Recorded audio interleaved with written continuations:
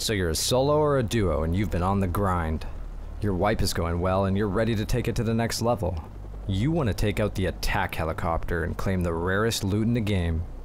But your base isn't equipped for that. You live out of a humble little shit shack. So what are you gonna do? You're gonna build, of course. You're gonna build the Spire. The Spire is a dirt cheap, fully functional flank tower that takes every little luxury you need to defend your base or take down Heli and packs it into a single 1x1 square. You've got a loot room, you've got a bedroom, you've got multiple guarded lockers, a 360-degree shooting floor with peek downs, and even a shielded roof. Every option is available to you for only the low cost of whatever you see on screen here.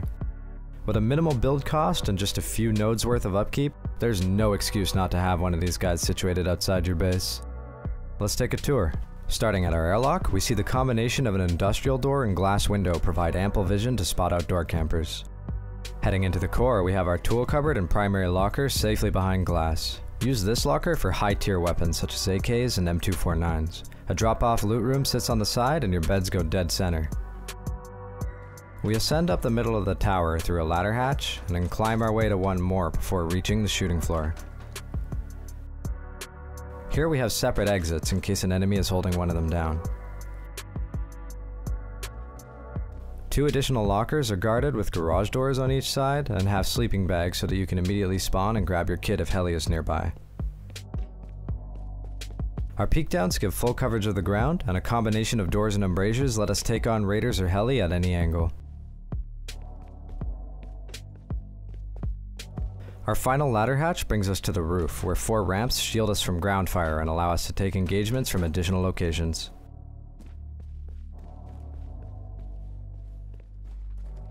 It's simple, it's cheap, and it gets the job done. Let me show you how to build it. A structure like this can be built almost anywhere, so don't hesitate to get creative by finding a cliff or a tall rock of some sort to build it on. Start by placing a single square foundation and surrounding it with triangles. Upgrade everything to sheet metal except the airlock. Build it out now with 2 door frames heading out to the right and a window on the left. Place down 2 single doors, both facing outwards, and a glass window on the left. Replace the inner single door with an armored door once you have valuable loot in the tower so it can't be accessed at a discount. Surround the remaining triangles with walls. All of this should be sheet metal eventually. Cap off each triangle with a roof, and then we can get to our deployables. Keep in mind you can use any of the 3 triangles for each section I'm about to build, so try switching it up to keep raiders guessing. Place a TC like so and window it off.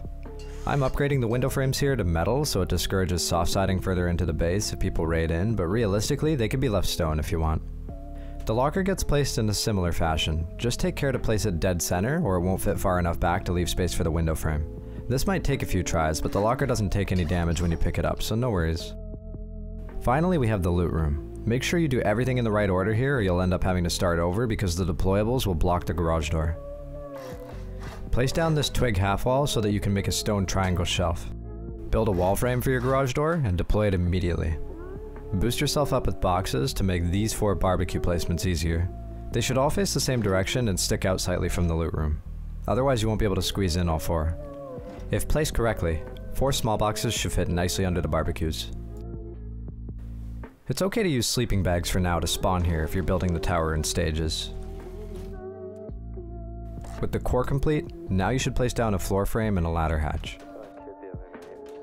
If you did have bags down here in the center before, now would be the time to replace them with beds.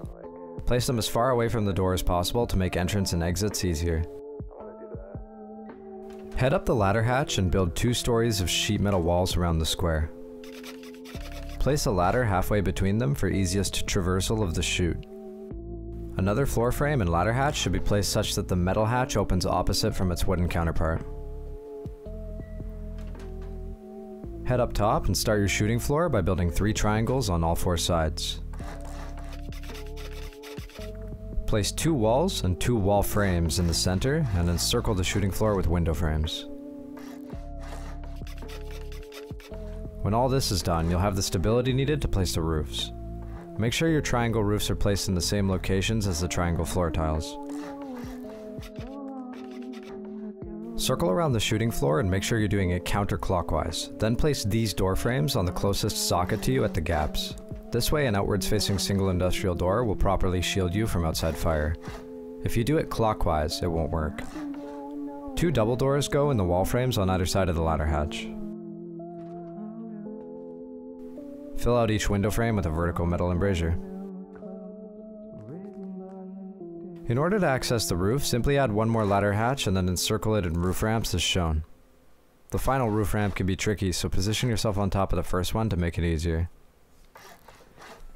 If you find yourself in need of additional locker space, come out to one of the triangle floors that sits in front of a stone wall. Place your wall frames first and fill them with garage doors with the rollers facing out. Your locker should fit nicely against the wall and a sleeping bag can be placed snugly next to it. Upgrade the floor tile to metal to discourage soft siding it out. Repeat on the other side if necessary.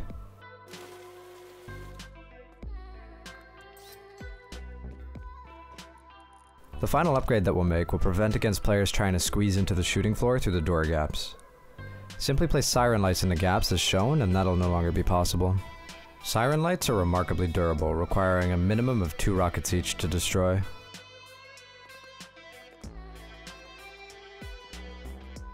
And that's basically it. Depending on your budget, you could even build multiple of these towers to protect your base from different angles of attack in the case of an online raid. Now I know some of you may have never taken Heli before, especially if you only play solo, so I'll run you through a solo takedown right now to finish off the video. So you hear the Heli flying by and you spawn in your bag. Kit up and make sure to grab extra meds and ammo, you're gonna need them. If you have a sniper rifle, use it to tag the Heli, it's quite a bit easier.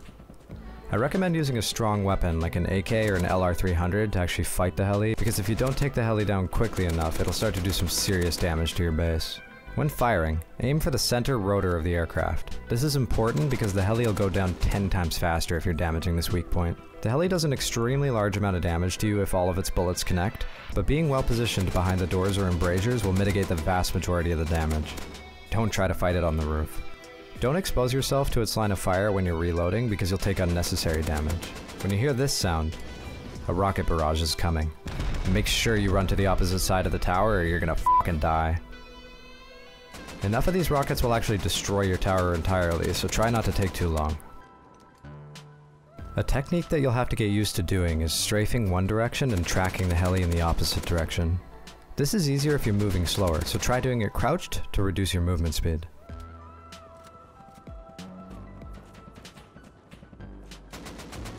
Ignore that absolute spaghetti of a spray. When the Heli moves in an erratic pattern, the bullet travel can become unpredictable. That's my excuse anyway.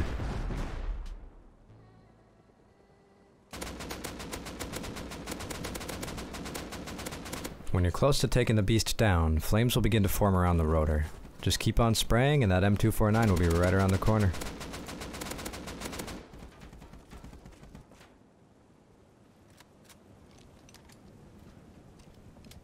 If you're not going to be able to make it around the corner in time to escape a barrage, simply hide behind one of these doors.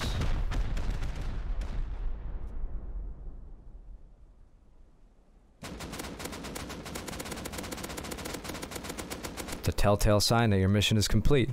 The Heli begins spiraling out of control before plummeting into the ground in a shower of fiery debris.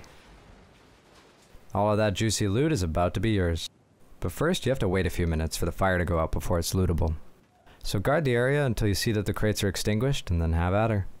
If this video was helpful to you, please consider subscribing. Almost 90% of my viewers aren't subscribed and it would really help me to grow the channel. If you have any more questions about the build or taking down the Heli, feel free to ask away in the comments. And as always, please don't hesitate to give me any suggestions or feedback for future videos. Thanks for watching and I hope I'll see you again soon.